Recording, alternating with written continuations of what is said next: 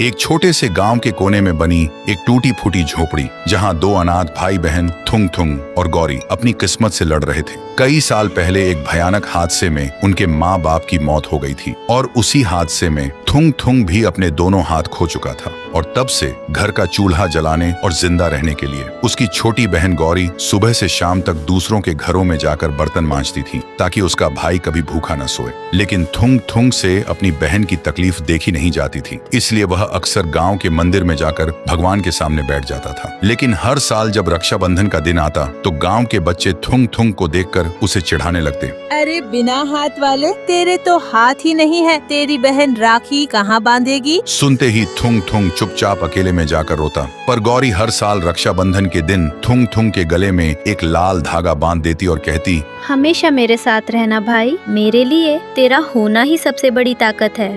लेकिन एक साल रक्षाबंधन से एक रात पहले किस्मत ने ऐसी करवट ली कि सब बिखर गया। गौरी को तेज बुखार ने घेर लिया। वह बिस्तर पर बेहोश पड़ी थी और उसकी सांसें धीमी पड़ती जा रही थी। थुंग थुंग मदद के लिए चीख चीख कर गांव वालों के दरवाजे खटखटाने लगा, लेकिन किसी ने दरवाजा नहीं खोला और हार कर वह अपनी बहन के पास लौट आया। अपनी बहन को इस हालत में देखकर पहली बार उसे अपनी लाचारी पर इतना गुस्सा और दुख हुआ कि वह टूट गया। वह न तो अपनी बहन को गोद में उठा सकता था, न उसके माथे पर ठंडी पट्टी रख सकता था और न ही दवा लाने के लिए कुछ कर सकता था। अपनी लाचारी से टूटकर थुंग थुंग दौड़ता हुआ गांव के मंदिर में पहुंचा और घुटनों के बल बैठकर रोते हुए चीख कर बोला, मैंने आज तक तुझसे कुछ नहीं मांगा माँ, लेकिन आज पहली बार कुछ मांग रहा हूँ। मेरी मासूम बहन को बचा ले माँ, बदले में मेरी दोनों आंखें ले ले, मेरी जान ले ले, लेकिन मेरी बहन को कुछ मत होने देना माँ। तभी हवा तेज होने लगी, आसमान में बिजली कड़कने लगी और मंदिर की घंटी अपने आप बजने लगी। फिर सुबह